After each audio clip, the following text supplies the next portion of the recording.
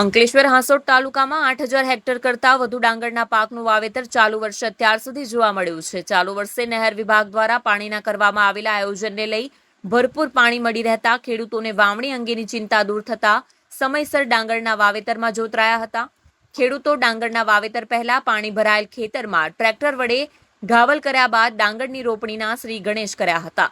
1 ફેબ્રુઆરીથી 15 March સુધી વધુમાં વધુ અંકલેશ્વર હાંસોટ તાલુકામાં ડાંગરની વાવણી કરવામાં આવતી હોય છે. તાલુકાના ખેડૂતો લાંબા ગાળાની ખેતીની સાથે ટૂંકા ગાળાની ખેતી તરફ વળ્યા છે. અંકલેશ્વર પંથકમાં મુખ્ય શેરડી અને ડાંગરના પાકનું વાવેતર વધુ પ્રમાણમાં થાય છે. કેનાલ તેમજ ખાડીમાંથી ખેતરમાં પાણી ભરે છે. માફકસર પાણી દ્વારા ઘાવલ કરવામાં આવે છે. પાણી ભરેલ ખેતરમાં ટ્રેક્ટર વડે વ્યવસ્થિત ઘાવલ કર્યા બાદ તેમાં કચરાની સાફ સફાઈ કરવામાં આવે છે. ત્યારબાદ ડાંગરનો ધરું ઉખેડી પાણી ભરેલા ખેતરમાં ડાંગરનું વાવેતર કરવામાં આવે છે. હાલમાં અંકલેશ્વર હાંસોટ તાલુકામાં 8,000 હેક્ટર કરતાં વધુ ડાંગરના પાકની રોપણી થાય છે. મારું નામ વિજય પટેલ છે.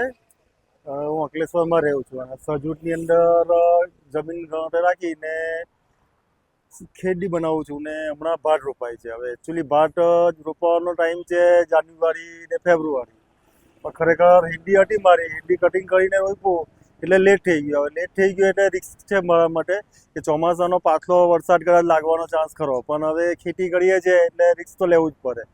ખેતી એ જુગાર જેવું જ છે. પાયકું નહીં તો ફજેટી જ છે, પણ તેઓ આ હિંમત કરીને ભાત રોપીએ છીએ.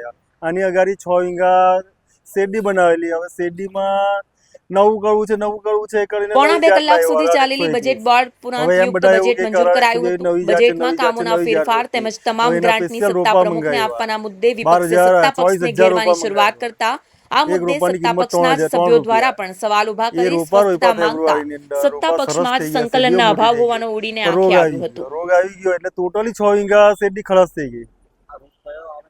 એ શેરડીનો